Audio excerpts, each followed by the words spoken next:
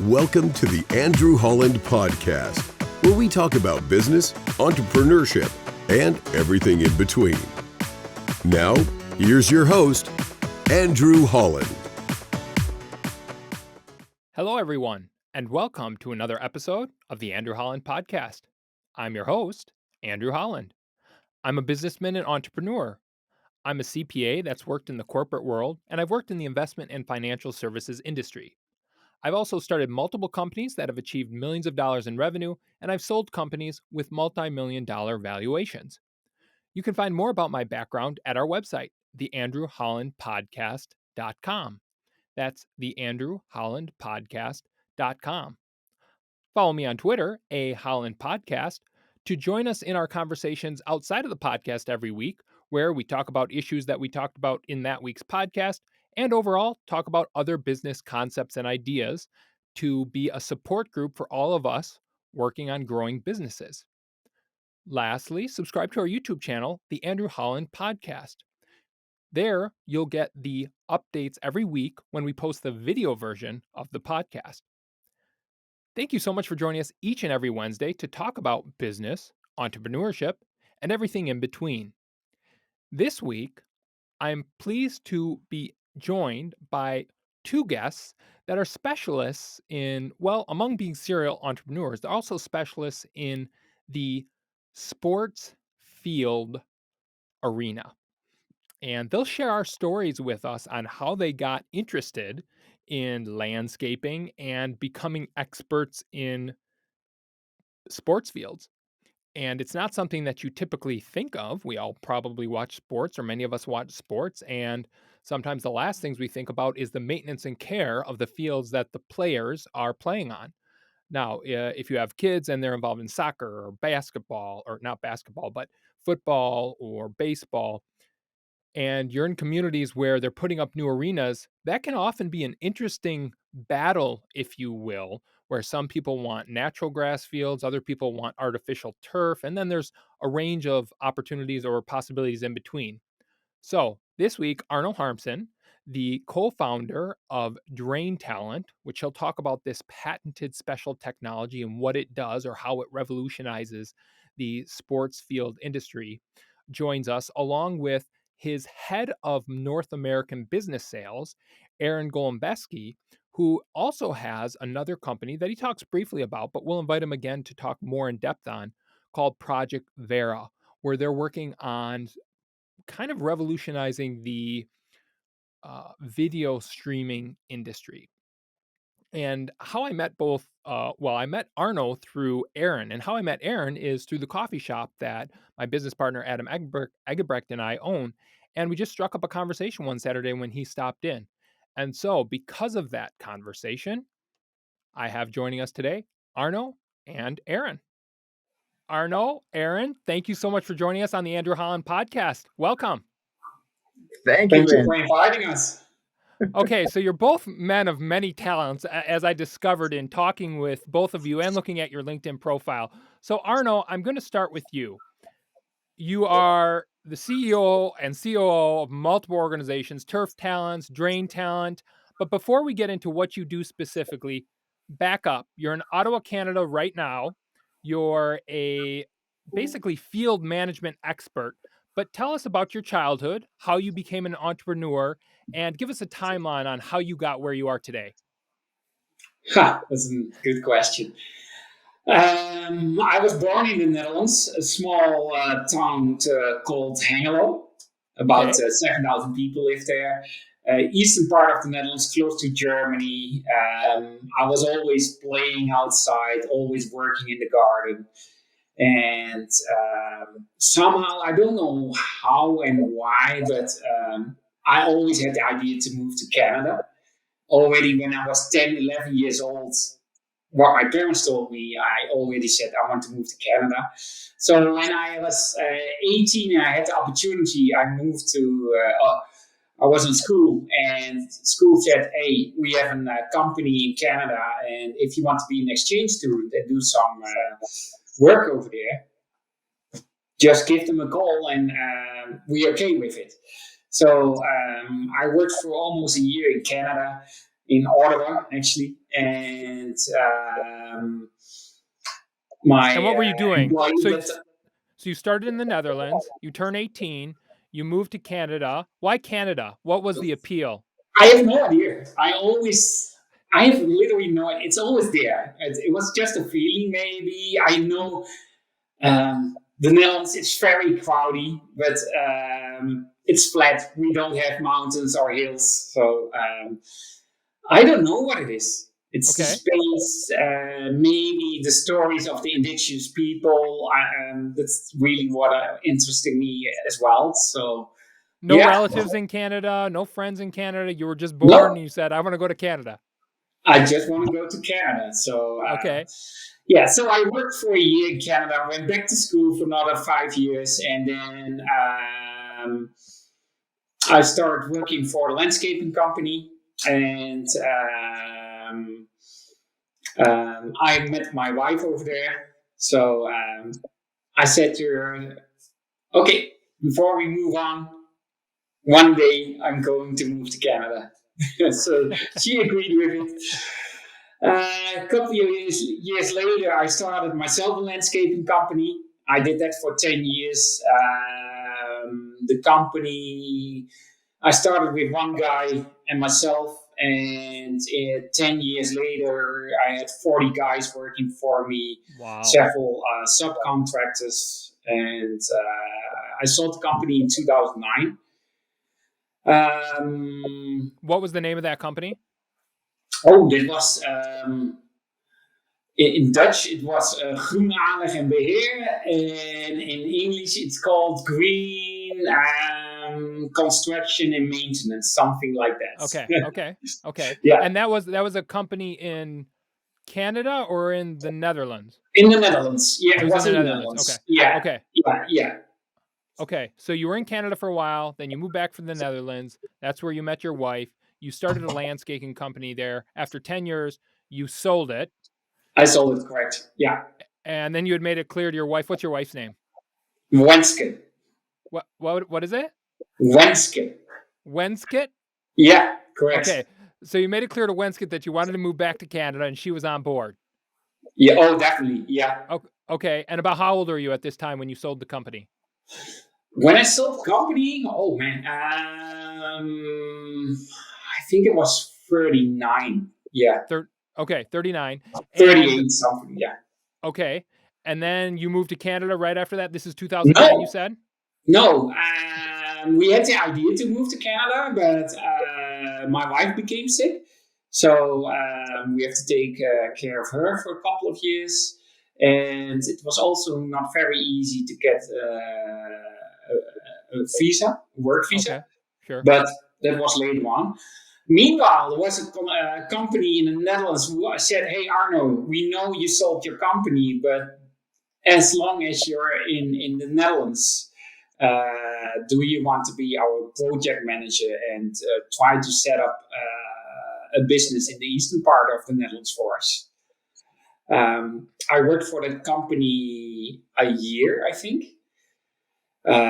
Meanwhile, I was also consultant for other landscaping companies. Okay. So entrepreneurs who are struggling with their business, I helped them to get them back on the rails again. So to help them to grow their business again. Okay. I did that also. And while I was project manager for that construction company, Dutch construction company, I built my first sports fields actually. And that's how it started, how I came into the sports business. Okay, so you were doing consulting for another construction company and you said you built your first sports field? Yeah, with this construction company. Okay. And yeah. That's where you started getting interested in the construction of sports field and really started to gain an appreciation for the challenges that the grass of a sports field can present to the users and to the owners. Is that right?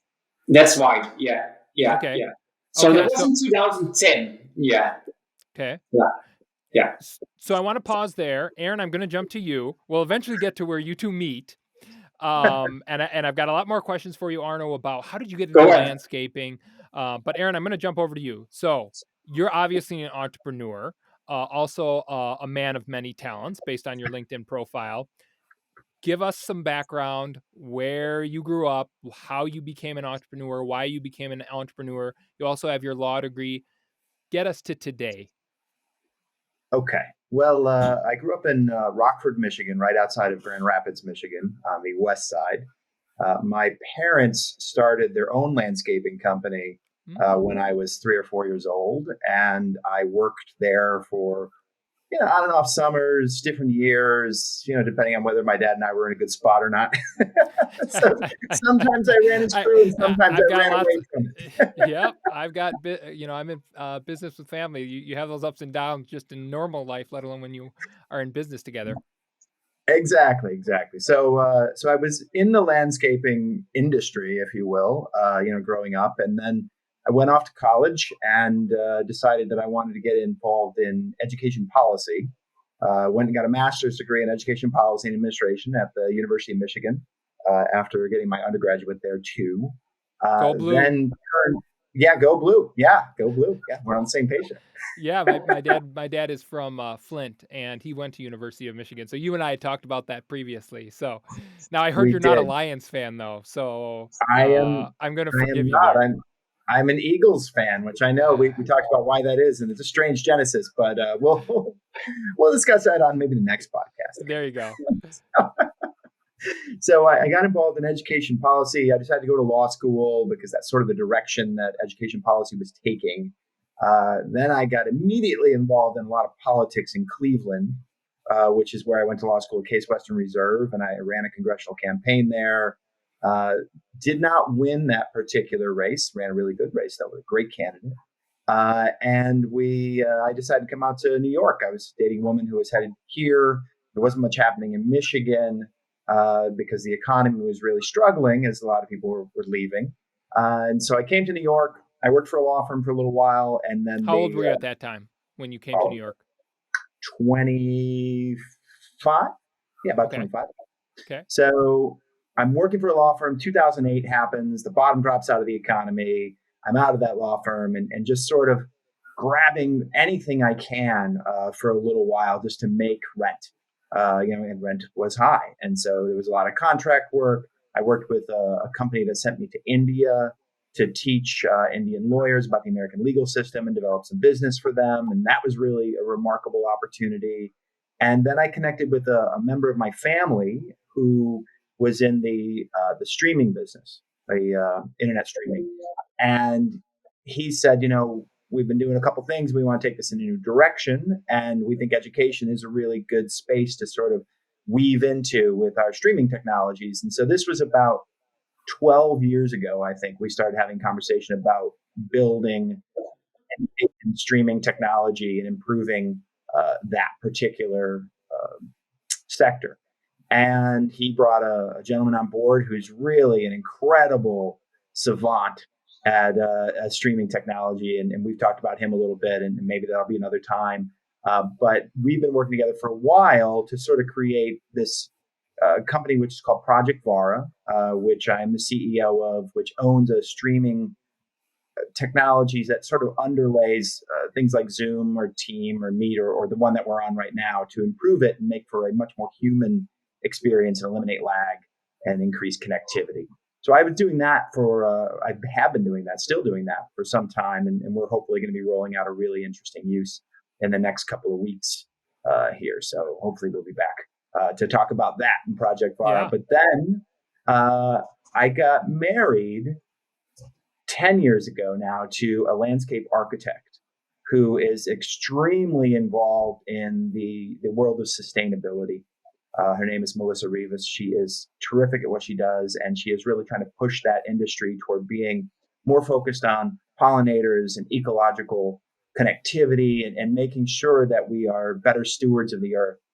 She does a lot of high-end residential work, but she makes sure that her clients understand that they have a part to play in making sure that their estates are really part of this conversation and part of the solution. And that's sort of what drove me to connect with Arno. if you want to take that as a segue as to how we met. Yeah. But that's perfect. That's really, she was the driving force into my thinking that Arno and what he's up to is really worthwhile. And there we connected. So let's talk about what you guys are doing. So, Arno, you are the COO of TurfTalent. Under TurfTalent, and correct me if I'm getting this wrong, you have multiple products, Drain Talent, your, I'm not going to pronounce it right, Redco LED technology. Is that right? Renac LED, yeah, correct. Renec. And then you have your hybrid turf. Correct. And Aaron, you are the head of business development for TurfTalent in North America, correct? Yep. So talk to me about, you just told us that Melissa, your lovely wife and amazing landscape architect, connected you two. Tell me how you guys connected and how you guys decided, because going into business is a huge jump into itself, and then having business partners, if you will, or people that are on the same team is also a challenge. Tell me how you guys had those conversations, how you guys decided to make the plunge. Arno, give us a background around Drain Talent, TurfTalent, because I believe you started it and then you guys met, and Aaron, you got involved. Is that correct? Yes, all of that is correct, with the noted exception of Melissa actually didn't connect us, but what she does really inspired me to want to connect with Arno and what he does. Okay. And go back to your roots as the son of a landscape family, really. Yeah. Okay. Very, very much so. It all sort of made sense, and the nice thing is it doesn't compete with my other work with Project Vara, and so it was a really great opportunity to say, okay, I'm going to grab this and do this while I'm doing that, and not feel like I'm any sort of conflict. Yeah, and you're also a practicing attorney, or is that more of you do side work right now because you're focused on these two companies? I do side work of counsel for a firm over in New Rochelle, New York. Okay. So when did you guys meet? What year? Half a year ago, I think. 6 months ago, something like that. Yeah. Yeah, a little bit more. It was last summer, actually. Oh, yeah. And true. So I'll tell you, since I reached out to Arno's company because I live in Hastings on Hudson in Westchester County, just north of New York, and I'm on the Parks and Rec Commission here. And somebody came to us and said, we really want to put in an artificial turf field because it addresses our needs as a soccer club, and we can get out there more often. The grass is in really rough shape. And I listened to him and I said, wow, these are really legitimate concerns. And then, married to a landscape architect who is really focused on sustainability, the idea of artificial turf didn't exactly fly because there are all sorts of ecological concerns with artificial turf. And so I hopped on the internet and tried to figure out if there was anybody who was trying to blend the benefits of artificial turf, which he had mentioned, and keeping things natural and keeping things actual grass so that you can be a part of that ecology and not impact the biodiversity and not have, the water runoff and PFAS and all of these really, really awful aspects of artificial turf. And so I found this company and reached out and I said, I'm this guy who lives in Hastings on Hudson. We've got a field that maybe we're going to be talking about here in the near future. And then I was connected to Arno and another one of his business partners with Renac, the LED light company. And we sort of met, and Arno, you came to visit us in New York from Ottawa, and Arno and I really hit it off. And we happened to be going to Amsterdam to go to this incredible landscape architecture expo, Florida, which was happening just outside Amsterdam a couple weeks after Arno came to meet us. And he said, there's some fields there if you're interested in our products that have adopted Drain Talent and hybrid turf. And if you want to take a look at them while you're there, I could set that up. And what I saw was just incredible, Andrew. It was the middle of a drought in Europe. Everything was dry. Corn was dry. Grass was dry. Nothing was growing last summer in Europe as they really had to scale back their water use and focus on residential needs. And their fields were still green. They were lush. They were amazing. And there were no insecticides, no pesticides, no herbicides, nothing that had touched them because they're banned in the Netherlands. And I just watched my 4-year-old son rolling around on them and thought, I really want to bring these things to the States. And so Arno and I kind of started talking about what this role might be. Well, and I appreciate that background, and to kind of add to that, for those of you listeners who have dealt with if you're on Parks and Recs, as you said you are, Aaron, a field and trying to decide between artificial turf and real grass. I mean, you want to talk about World War III. People have very, very strong feelings on both sides of the fence. So I love that you did some research and said, okay, is there a solution that we can find common ground?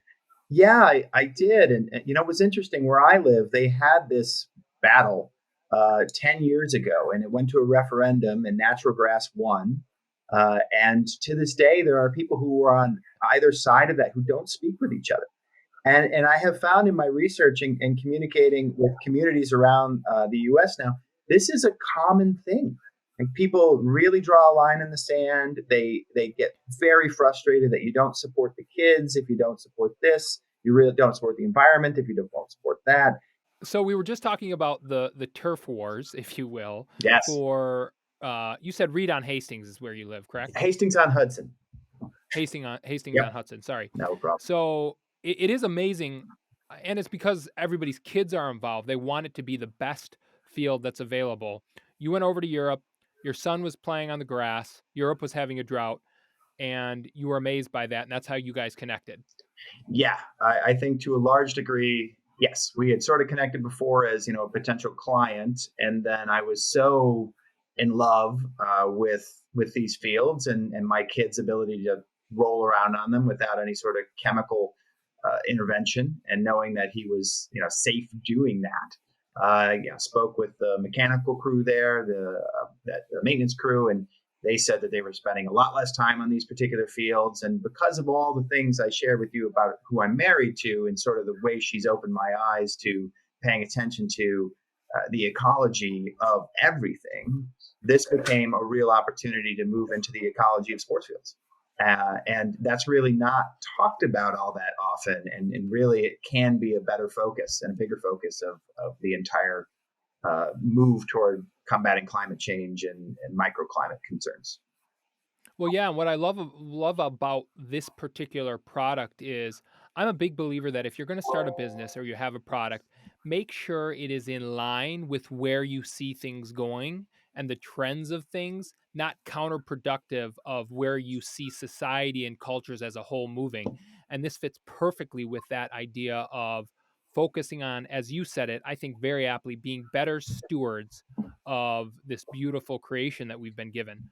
So, Arno, I want to jump back to you. You sell your company, you're in landscaping. Before we get into drain talent and turf talents, what made you start your landscaping company and why landscaping? You mean landscaping of the turf grass? I want to go back to your first company. Landscaping. I always loved working outside, and like I said, when I was a kid, always playing outside, building forts in the forest, and later on, always helping my dad in the garden. So that's how it started, actually, and that's something I knew from the beginning as well. I wanted to become a landscaper, so. And did you always know you wanted to be an entrepreneur, your own business? No, not at all. Actually, it started with my father-in-law. He taught me that, and I started working for him. I worked 5 years for him, and then he had to quit his company, went bankrupt, and I thought by myself, well, I can work for another employer or I go start for myself, because I was already a project manager there. So I started working for myself, with my own, starting my own company. And your father-in-law, what was the nature of the business he owned? Was it also landscaping? Was also landscaping, yeah. Okay. So and he was always also with and always working with environment friendly gardens. He was way ahead, actually, compared to others. Yeah.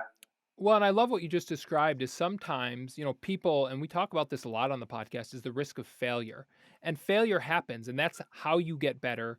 That's how you improve. If you never fail, it means you never took any risk. And so out of the failure of that company, you blossomed as an entrepreneur. And obviously that got you where you are today, correct? Oh, definitely. Yeah. Yeah. Now, talk to us. You sell your company. Let's get into Turf Talent. What I want you to do for me and for our listeners is, first off, describe how this idea came to you. As you indicated a little while ago, you were working for a construction company. It's when you got introduced to sports fields and you became fascinated with finding a better way to do that.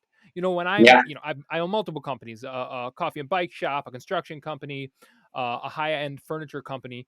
When I go to a sports field, though, or something like that, the first thing doesn't come to my mind, boy, how do I fix this? Now, of course, you're naturally in landscaping, but give us the genesis story on what made you decide to take the risk of developing a new, innovative, patented product like Drain Talent, and then describe what Drain Talent is for us. Okay, it's an interesting story. While I was working for the construction company, I had my favorite team in the Netherlands is called SC20, and they became champion for the first time. So for me, big moments. As a little kid, I was already going to the stadium with my dad to the club. And this is soccer? Sorry? This is soccer? This is soccer, yeah. Okay, yeah. okay. And so they became champion in the Netherlands, so that was a big thing. And they had to reconstruct their field in the stadium. And I said, okay, I want to do that project, and I want to reconstruct the field. So I called the manager of the team, and he said, Arno, you can talk to, there will be a tender, but just explain your vision. I explained my vision, and they said, okay, you can do with the tender, that's no problem. And we won the tender, so I started constructing the field. And they had their own group of consultants. They said, this is the best consultants we have in the Netherlands, so just follow the plan and you're good to go. What I didn't tell them was I never built a sports field before. I had no idea. So they gave you a contract having no experience building sports fields before. Correct. Yeah. How? Well, you have to take some risk, you said, so that's what I did. Well, no, not you, but typically one of the first things on a construction project, they ask, well, how many of these have you done before? Well, the construction company I was working for, they had experience, but they were in the west of the Netherlands. Okay. So, and I was thinking, okay, they will back me up, and then it will be fine as well.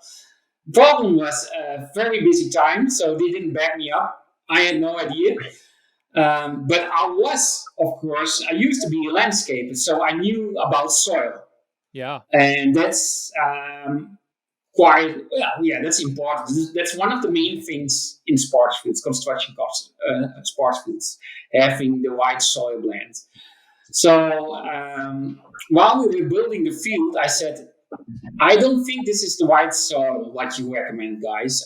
I don't think this is going to work. And the team hired a new grounds manager for the field, and he also said, no, I don't think this is going to work. But no, the club said, this is we have the experts, Arno, the consultants, they are the best in the Netherlands, so we move on. So what year is this? Sorry? What year is this? 2010. So we built the field, we constructed the field, and one of the first matches, was for the Champions League against Inter Milan. And Inter Milan just won the Champions League the year before. So it was 20 first-time champion. So one of the first matches, very important. And I think about 90 million people were watching the match. And I knew if it's going to rain, we have a big problem. It's going to cancel. It didn't rain during the match, just after the match. It rained, all flooded, big problems. So that went on for a couple of weeks. The field got drowned, grass got killed.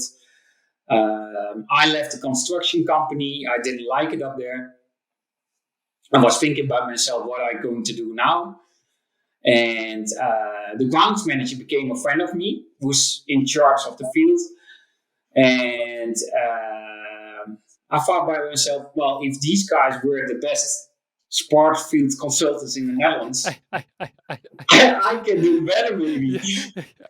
I had to learn a lot, but so I started my own. I thought with the help of my friends, he said, Arno, I will help you. I will teach you in this business how to maintain sports fields, and you will get there. And I said, okay. So I started my own business in February 2011. It's called Kwaasmeesters. You spell it, what you can see on the back over here. Yep. And I started on February 1st, I think, 2011. And the next day, the team manager of SC20 called me and he said, Arno, I heard you start your own company. You know, we have a problem with your field, well, my field. But can you have a look and can you returf the field in 5 days, including the soil and everything? In winter, midwinter. So to recap what you just said, so you were working for a construction company. Yeah. The field that you're talking about, it's in the Netherlands? Correct, yeah. They came to the construction company. You were working with the construction company. They had a group of their own consultants. They said, this is what you have to do. You said it's not going to work. They didn't listen to you. You did what they said they wanted to do. And it was fine for the ultimate tournament. But eventually, when it rained, it turned to a complete disaster. Yeah, correct. Yeah. Because they didn't listen to you. And they listened to their group of expert consultants. Well, yeah. Okay. Right. So when they find out you started your company, they come to you the next day and say, can you fix this for us? And can you do it in 5 days? Yeah, in the middle of the winter.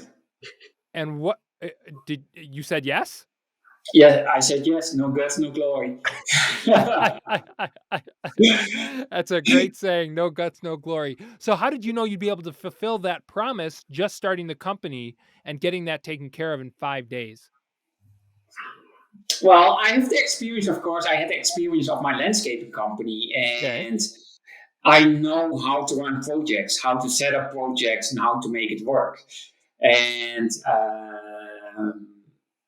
so for me, it was just contacting some subcontractors. My friend, the grounds manager of SC20, he helped me. He supported me. Excuse me. Bless you. you. Thank you. So you knew the people you needed to contact. So when you made the commitment, you took a risk, but you trusted your gut. You trusted the experience that you had. You had made the contacts and the relationships necessary to get it done, and you were familiar with the field. They hadn't listened to you the first time, and you got it done. Yeah, got it done. Yeah, 5 days, completely new construction. Yeah. Wow. And so, what I imagine that opened a lot of doors for you. That did. That's how it started. Okay. But it opened doors. But on the other hand, again, I had my experience as a landscaper, but a sports field is different. So I had to learn a lot. So I asked my friend, I could help him in the stadium to maintain the sports field, so I could learn meanwhile. And I learned a lot from Twitter. Actually, I was following a lot of other sport fields managers. Sure. And every day for hours, I was looking at Twitter, what they are tweeting and what they are talking about. And I thought by myself, hey, I love this, I like this, and I want to do some stuff different. So more with data. A lot of people didn't work with data those days, not with sensing technology.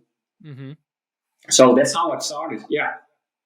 And so Drain Talent, tell us the technology and the iterations that you went through to get to where it is today. But start with, what is it?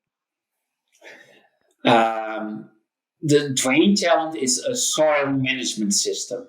And what we can do with Drain Talent is to optimize the soil moisture level 24/7 for a sports field. And like I mentioned before, the first stadium where I worked, my first field, we had problem with moisture. I was consultant for the Women's European Championship and semi-finals. I advised one stadium how to maintain their field. They didn't listen. Problems, moisture, rain. They had to cancel the match. I think 20 million people were watching. Guy didn't listen. So, yeah. And in that stadium, actually, they moved after the tournament. They took it out to natural grass and they put artificial turf in it. I said 2 years later to the team, "Hey, I have an innovation, drain talent. I think this is the perfect solution for you guys on your training facility because that was still natural grass. Can we do a pilot over there?" And we did. And they did a trial for 3 years. And actually, last summer, they loved it so much. So last summer, they removed the plastic field, the artificial turf. They removed it and installed a natural grass field with the drain talent and a hybrid turf system in it. So, yeah. So the drain talent is essentially, as you indicated, on a high level, a soil management system. And what it essentially does is you put pipes into the ground. And as you said, you use data, you use science to determine what the appropriate moisture content of the soil beneath the natural grass needs to be in order to thrive. And so if it rains too hard, drain talent will basically suck up the water in a very short period of time. And then it will reutilize that water during periods when it's not raining. Is that a good description? That's correct. Yeah. Okay. And the benefit of it all is, I can talk an hour about the benefits of the drain talent, but the main benefits is you don't have cancellations anymore because if it rains really hard, the drain talent extracts the water fast, super fast.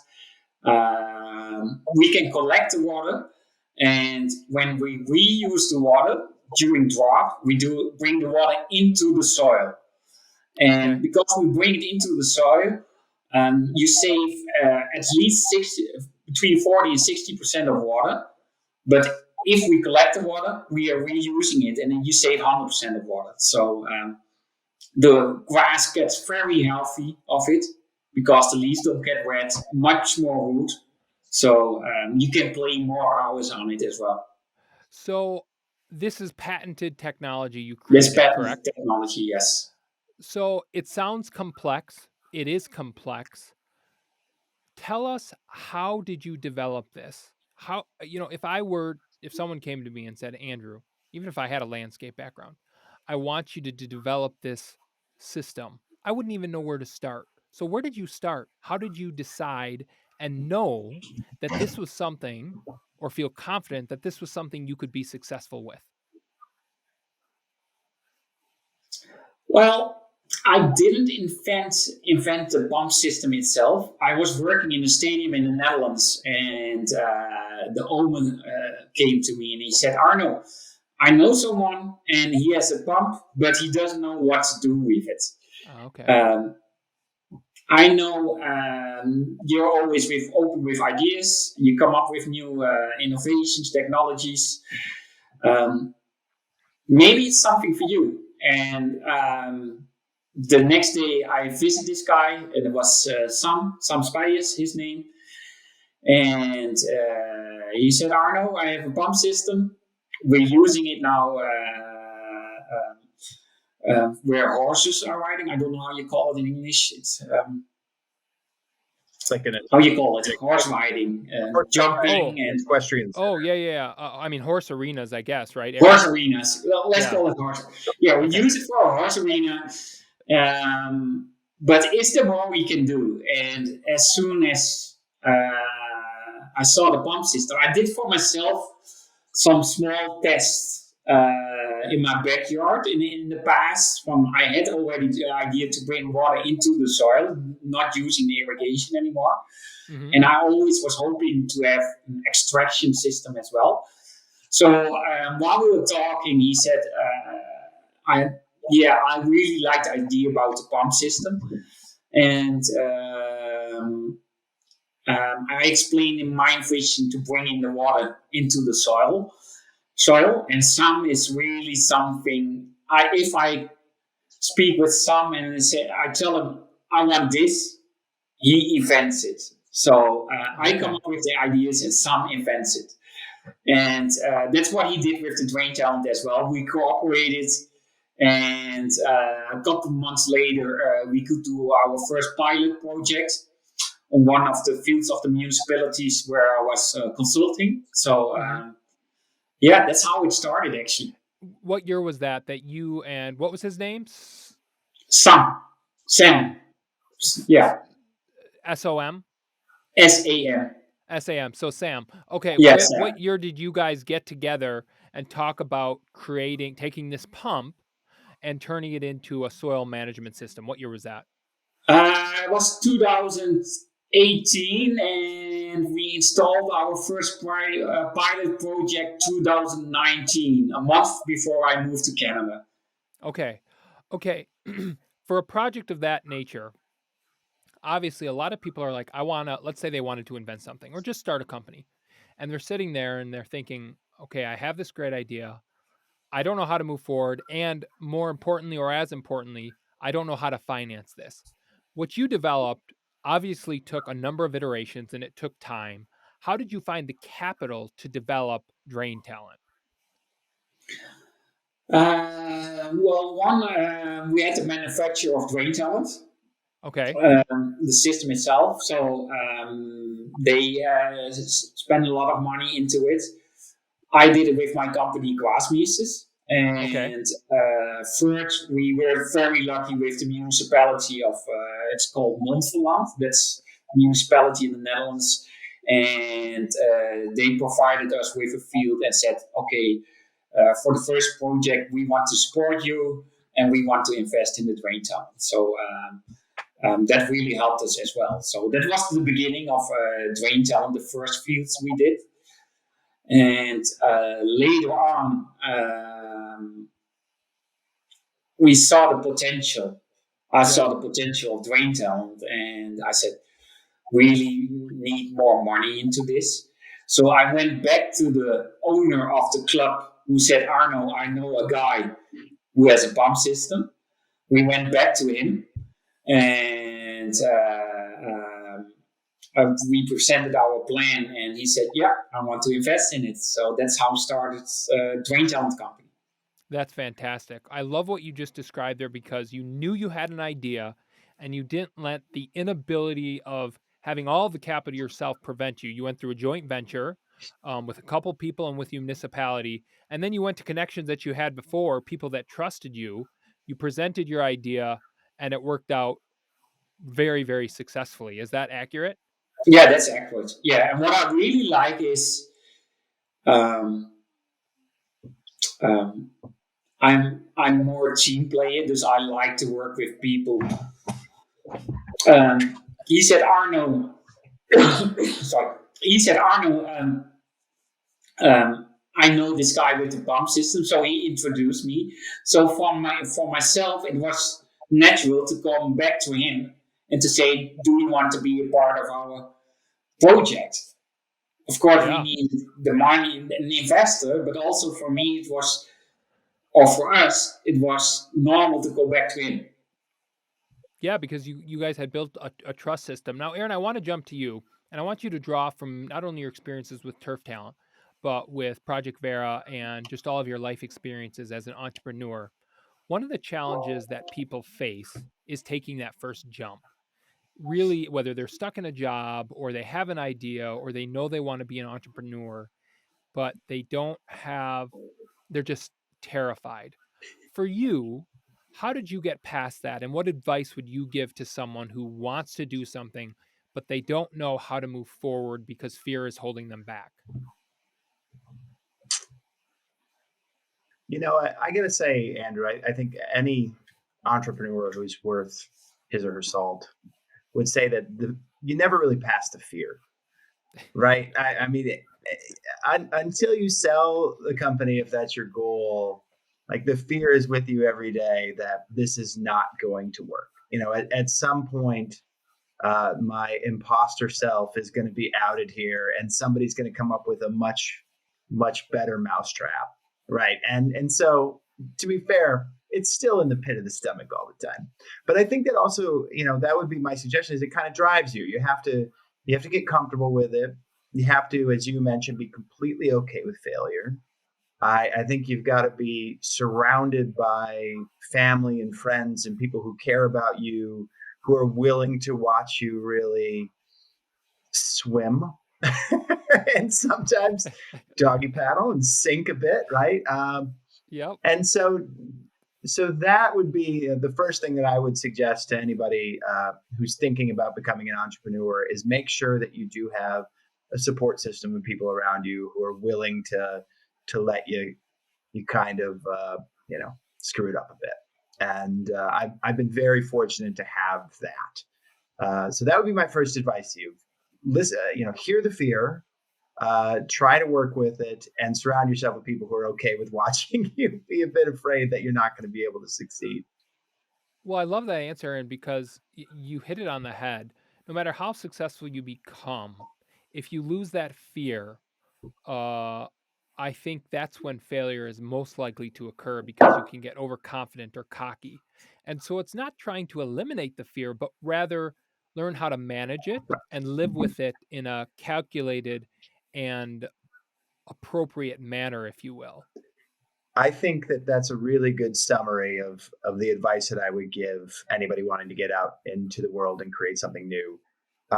One thing that my sort of dreams and entrepreneurship and the things that I've tried to work on have been very big in nature, and that has lent to not always fully realizing them, because they are enormous dreams and enormous challenges that we're trying to face. And I know a lot of people who have sort of addressed smaller things, not any less difficult by any stretch of the imagination, but just things that are a little perhaps more understandable with capital and with people around you, to say, oh, you're just going to kind of build a better version of this game, if you will, go into the tech world, right? There's version 2.0 and you see it and you want to move to 3.0, and still a valuable thing. But I've been going after really, really big windmills in my sort of entrepreneurship career, and very excited to see with Project Bar that comes out in the next couple of weeks here. But with Arno, this was really exciting for me because he's kind of doing something similar in a different space, right? The artificial turf industry is very strong in the United States and North America, and it has had a lot of negative publicity over many years, and it's dealt with some of its detriments and some of its challenges, and tried to make a better product, right? And there's so many different providers of artificial turf out there, and he's coming in from Europe, a la Ottawa, and saying, I've got this other idea, gigantic, quixotic quest to defeat the artificial turf industry, and say there's another way. And Arno would tell you, and he and I have had this conversation many times, there's probably a time and a place for artificial turf. There are spaces that it's necessary and sports that it's required. But our goal and his goal is to say, you don't have to do it. Here's another option if it works better for you. And how can we move some of these fields that the knee-jerk reaction has been, okay, throw artificial turf on it because, we don't need to do maintenance. Not true. You don't need to worry about it at the end of its life cycle. Also not true. And there are no effects. Also not true. But they kind of do that because it's a well-worn groove. And Arno and I are trying to, put some pins in that to say, okay, now think about this a little differently. And that's what really attracts me to TurfTalents. Is it's a big challenge. It's not an easy thing to do, to go up against this behemoth and say, here's another idea. Well, and I love that you guys aren't letting the scope of the challenge and the magnitude stop you from making progress in what, as you described, has really been a world of limited choices between either all natural grass or all artificial. And that brings us to your hybrid turf. And that's when I started learning about it, such an ingenious solution, or I should say a genius solution, that you would think someone would have come up with a while ago. And maybe there's some method of it out there, but there's a market and there's not a product, and this is a beautiful product fit, and it goes so well with Drain Talent as well. Talk to us a little bit about hybrid turf, Arno, and how that came to be and what it is. Hybrid turf is already there for almost 20 years. Oh, it has been. Okay, so I stand corrected. Oh yeah. And Okay. especially Not in the U.S. Yeah. What's that, Aaron? But not here in the U.S. for whatever reason. No, not in the U.S. And that's the funny thing. Yeah, it's in all over the world. Actually, you see hybrid turf, especially in stadiums and training facilities for the top tier teams, but not in North America. And I think it's because of the strong presence of the artificial turf industry. Sure. It's also there, of course, in Europe, but I don't know actually.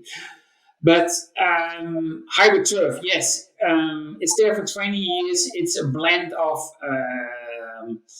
natural grass where we inject artificial fibers about 7 inches deep in the soil between the grass. So you can do it before you overseed the field. Or after you have laid out sod in the field. So there comes a machine who's injecting the fibers every, 3/4 inch.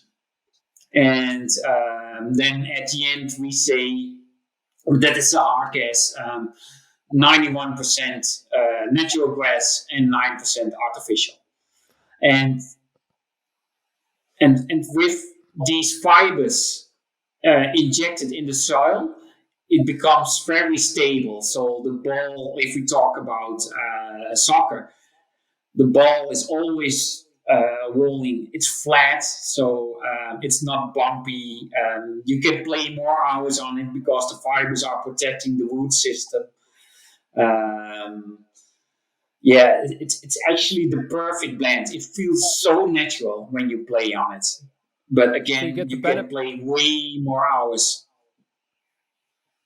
Yeah, so you get the benefits of natural grass and the benefits of the artificial grass without the detriments of both, essentially. Yes. There is a limit though, although to play on it. But that's more a visual limit because natural grass still will be natural grass. So after a certain amount of playing hours, you will see that it will get killed. But then still you can play on it. Even on a hybrid turf field, when there's no grass on it, you can play on it. No problem. Well, and I love what we just experienced on this podcast, and I think it's a lesson for all of us as entrepreneurs. You know, I live in the United States, so I thought hybrid turf was new. Well, where in reality, throughout the other parts of the world, it's a very normal thing. So there's always opportunities. Maybe it's not in the country that you live in for your particular product, but you could take it somewhere else where maybe it's not, doesn't really have a presence. And obviously, as you guys both just described, there's a reason for that. But that doesn't mean it's not possible. And again, we go back to the scope of what you guys are trying to take on. You don't let no be the final answer. One of the things, Arno, I want to get you've owned your own business, your own landscaping business. You're tackling a very large industry, and you're bringing something to the United States, North America, that hasn't been brought here before. And my inclination is, as people realize the benefits and more fields start to adopt it. We just had the Super Bowl, and the number one, I can't say the number one, but one of the biggest complaints after it was the field and how much the players were slipping. And when I was preparing for this podcast, I thought, you know what? I bet if they had the combination of hybrid turf and Drain Talent, they wouldn't have had those issues. So this is an act conversation for us to be having in the United States when we just had arguably the largest sports event for us in America have the number one complaint from the players, be the field, and a lot of people watching it. But on that note, all the things you've been through, how have you, on a human level, dealt with the volatility that comes with being an entrepreneur? Because there are very high highs and very low lows, and it's often up and down and all around, even in the same day, week, and month. How have you dealt with that?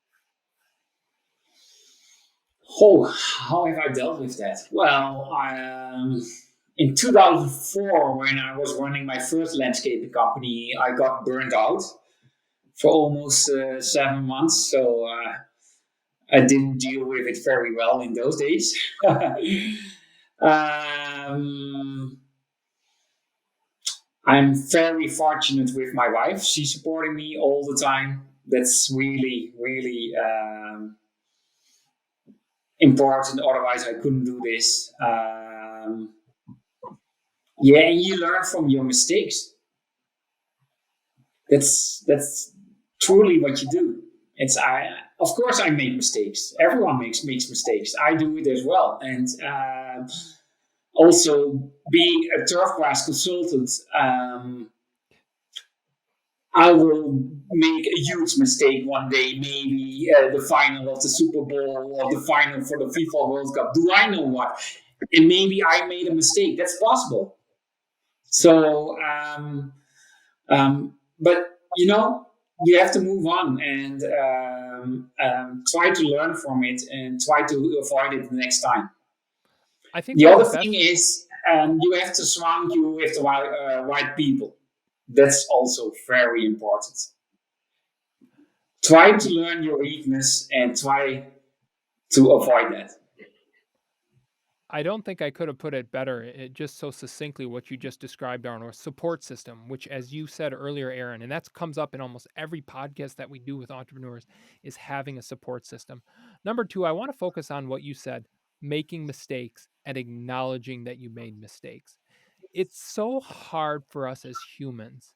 And I myself find this a struggle, and I'm getting better at it as I age and make mature in life and have gain experience. How hard it can be just saying, you know what, I was wrong, I made a mistake.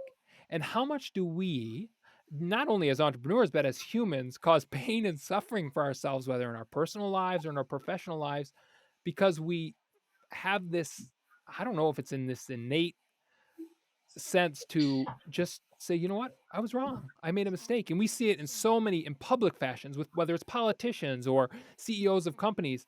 All you had to do was admit you made a mistake and you want to do better. But you hit it on the head. As soon as you can get comfortable with acknowledging that you make mistakes and then being honest that I made a mistake and moving forward, that's part of the learning process. And I love that for you, that's how you've dealt with the volatility, is accepting that you've made mistakes, learning from them, and moving on. Yeah. Well, like you said, it's not easy these days to say, hey, I was wrong, because with the lawsuits coming up and social media and but on the other hand, if you don't, eventually people will find out. So it's better to say it up front, to be honest about it, and say, hey, can we discuss this and find a solution together? Or how can I learn from it? Or how can I avoid it? I think that's the best way. Yeah, and it's not easy, but it's the fastest way. Yeah, what do they say? It's not the crime itself, it's the cover-up that always causes all the problem. That's the same thing with mistakes. The faster we admit mistakes, the easier it is. And then I think the third point you said, I love that you said finding the right people.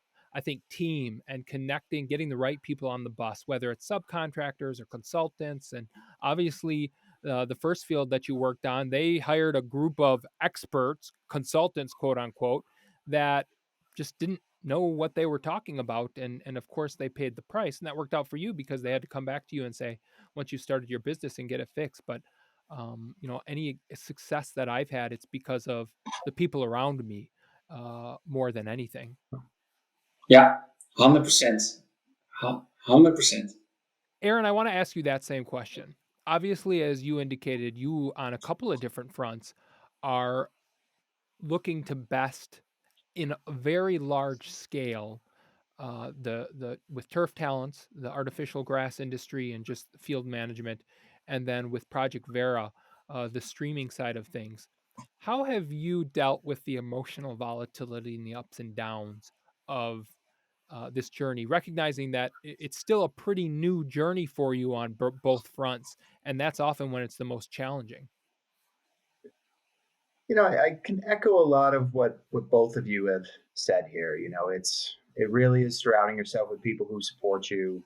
Uh, it is also really coming to grips with the fact that the American concept of the self-made person, right? The Horatio Alger story, pull yourself up by your bootstraps and go, is really a load of bull, right? And accepting that as an entrepreneur, that you're made by the people around you, you're made by the community that you live in, the roads that you go down, the access to capital that is there.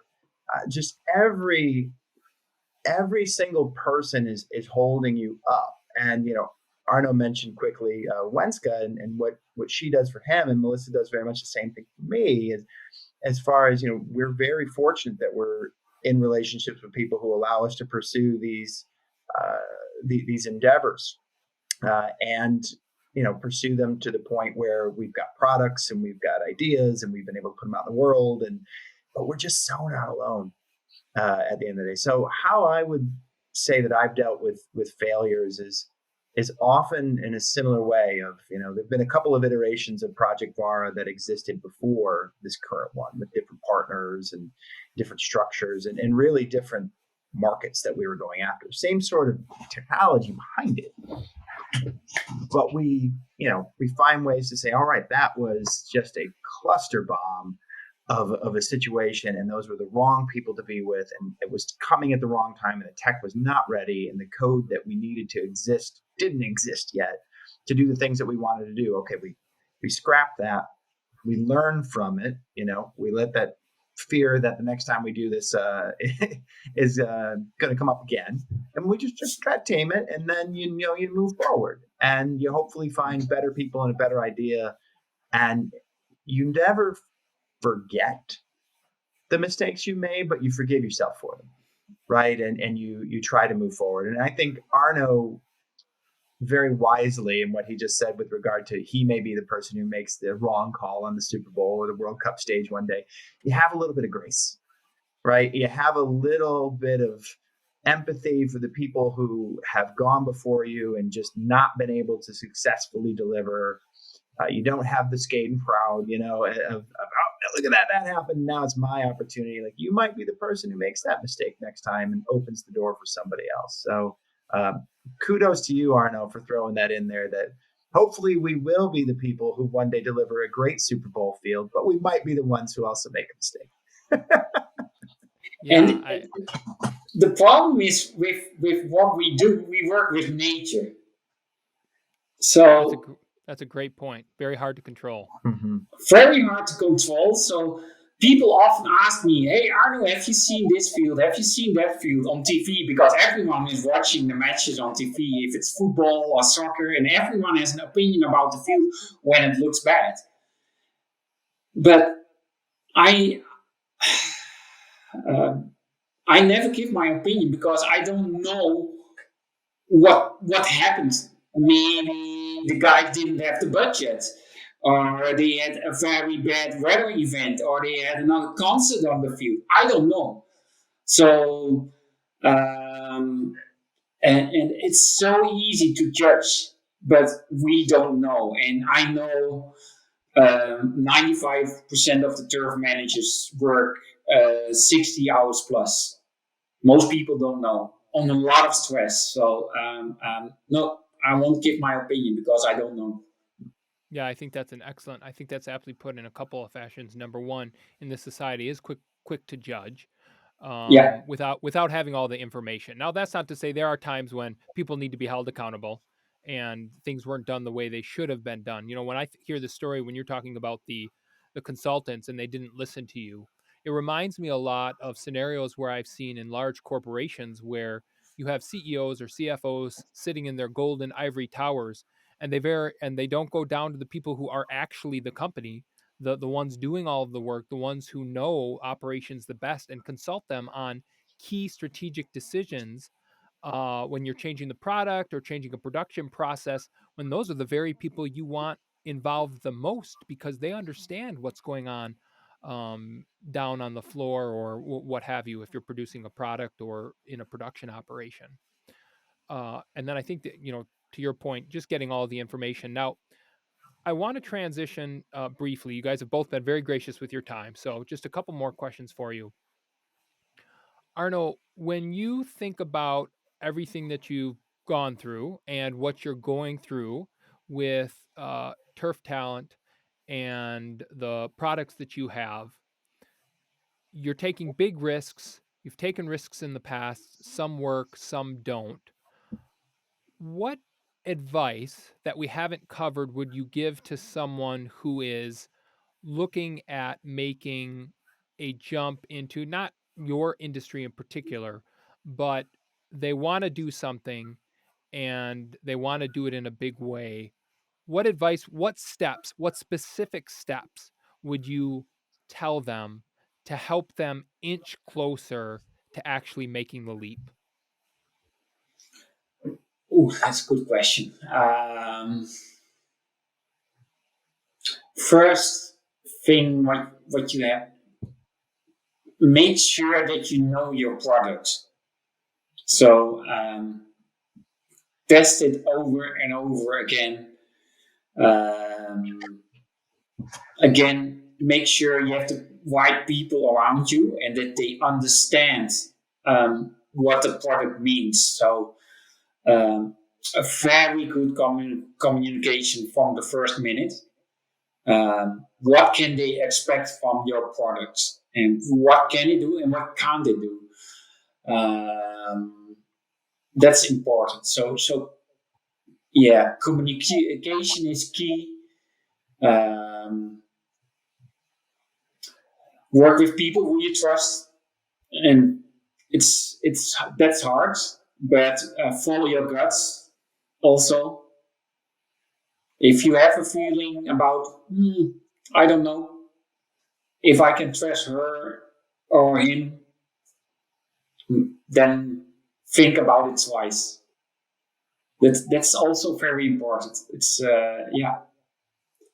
That's It's excellent some advice. of the things, yeah, what you really have to consider, because you can have such a good innovation, but the moment you introduce it is key. Also, for us with Rain Talent, this is the perfect time, I think, because with climate change, people are getting upset with the plastic fields. So, but if we did it 10 years ago, I don't know, or it would be a success. So that's also one of the things. When are you going to launch your products? Know who your competitors are, and why are you better than your competitor? And never give up. That's fantastic advice. I mean, every single point you hit on: communication, set expectations, trust in who you're working with. I love specifically the one, set expectations. There's idea out there that, and you guys even said it earlier, there are some scenarios where maybe artificial grass is the best option. Oh, definitely. And there's so many companies that are out. Ours is the best. It's always going to be best. Use it. That right there should put up a red flag. I think just being honest and setting expectations about your product or the service that you're offering is so key, because I think that's often missed, and it's something that's not hard to do if you're honest about what your product can do and what you can't do, or what your service does provide or what it doesn't provide. And then I think the last thing you said, never give up. I think that's so crucial, and it's easy to say, very hard in practice when you're going through tough days to implement. Oh yeah, but then I come back also again to my wife, that she really trusts me, because I can't give up. But if she gave up, well, we had another problem. So no, that's very important. So yeah. Aaron, is there anything we haven't talked about or advice that we haven't already mentioned that you would give to people that are either thinking about becoming entrepreneurs or already entrepreneurs and need to hear from other people the struggles they're going through, or advice, or what they have found to be the most successful to them, again, outside of what we've already discussed. And we've hit on a lot of really key points, I think. But one thing that I've done pretty well, and I think people need to really adhere to as they go down this long journey of entrepreneurship, whatever it may be. If you're opening a brick and mortar business, or you're trying to bring some new hardware to the sports industry, or you're trying to change technology, it doesn't happen quickly. It's a long run, and you really need to keep the people that you meet over time close to you in some fashion. Really be a Dyson or a Hoover, and suck them all up, and keep them around, because you really don't know 5 years down the road, 10 years down the road, who you're going to reach out to and say, this took an interesting turn. I didn't anticipate this. And you have got some incredible expertise. And I'm so glad I met you in a coffee shop in Tempe, Arizona, being Andrew's coffee shop. Terrific roast.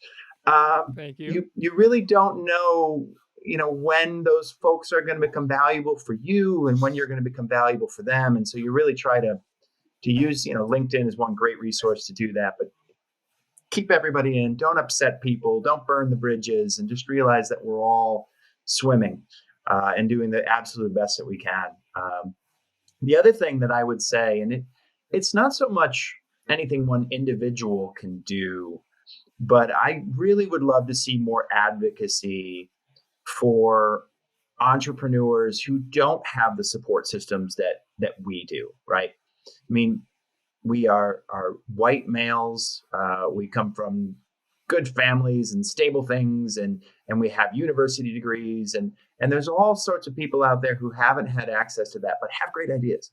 And I really would love to see more access to capital for them, so that they can get those ideas off the ground and build businesses, especially in an economy that is moving more toward, you have to build it yourself, create your own revenue. Health insurance is hard to come by. Like, all of the scaffolding is disappearing over time. And I am hopeful that, we can band together and create more pathways for people with great ideas who are not currently in this particular conversation, because they've got, childcare that they've got to take care of all the time, right? Those particular things that hold people back. I want all the ideas in the pool, and the more resources that we can provide to people who don't necessarily have this sort of setup would be terrific.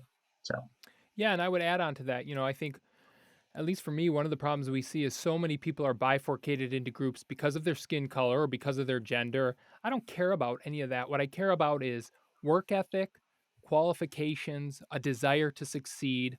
I'm reading a book that hits on what you're talking about, and talks on accountability. It's by David Goggins, called Can't Hurt Me. And have you read that book? I have not, but I am going to read that book. Oh, it's such a fantastic book. And I actually got the recommendation a couple weeks ago listening to a podcast by Anthony Scaramucci that's focused exclusively on reading. And as we all know, those who are most successful, secularly speaking, in the business world read the most. But he talks about everything that you just described, and people that don't have opportunities, and what he overcame. And I think this podcast is one of the reasons I wanted to start this, because I want there to be resources for anyone and everyone, regardless of race, gender, ethnic background, wherever you're from, to have something that you can listen to and be a motivational force and a support system to help you take those first steps. Because anybody that wants to do it needs help doing it, as we've talked about, in a support system. And so I think that's so key. And I'm so thankful that you guys were willing to participate and spent so much of your time with us today on the Andrew Holland podcast, to give that opportunity to people, so that when they're struggling, and as I've talked about in the past, I started this podcast because you're of the business, 12, 13 years ago, I felt all alone. I felt like there was no one who understood what I was going through. And I had a support system, and a great support system. but it can be a lonely world being an entrepreneur, especially the ups and downs. And I was young and immature, so that added to it. But I don't want anyone else to have to feel what you just described, Aaron. Well, thank you, Andrew, for this opportunity. We've loved Thank you, Aaron. It's been terrific, and we can't wait to hear future shows. Yeah, thanks so much, Arno. Thank you so much, Aaron. Appreciate all the time you've given us. You guys both have a great day. You too. Thank you. Same to you. Wow, what an enjoyable conversation with Arno and Aaron that was. Who knew there was so much to learn about the sports field industry? And the more I do these podcasts and I talk from people of every walk of life and different industries and different ideas, I'm just so amazed at how much there is to learn. And it's a fun process getting to talk with everybody in their own respective fields. And hopefully, you as a listener are enjoying this. Again, this podcast is only as good as we collectively make it. So if there are certain industries you want me to cover, certain topics that we haven't got to, certain questions that I'm not asking all of our guests, please reach out to me, theandrewhollandpodcast.com. Shoot me an email. Send me something over Twitter. A Holland Podcast is my Twitter handle. That's A Holland Podcast. Because the more I do these, the more I'm enjoying, the more I'm learning. And my goal is to only continue to grow and have more guests from across multiple industries. Because, as I mentioned, the point of this podcast is really to be a support network for all of those, for all of us who are journeying on building a business or achieving the ups and downs of being an entrepreneur. That's all the time we have for this week's episode. Just a reminder, this is a podcast where sometimes we talk about legal principles, accounting principles, financial principles. Be sure you don't take anything you hear from this podcast or any other podcast and apply it directly to your situation and not have it go the way you want. Just ensure you're always getting the appropriate professional recommendations and experience for your specific situation. Thank you so much again for joining us this week. Have a great rest of your week, and we'll talk again next Wednesday. Thank you for listening to the Andrew Holland Podcast. Be sure to visit our website, theandrewhollandpodcast.com, for additional content on business, entrepreneurship, and everything in between. Subscribe to our YouTube channel, The Andrew Holland Podcast, to get notifications when new podcasts have been released. And lastly, follow us on Twitter, A Holland Podcast. That's A Holland Podcast, for all the conversations we're having outside the podcast. Thanks again so much for joining us this week. Have a great day, and we'll talk again next week.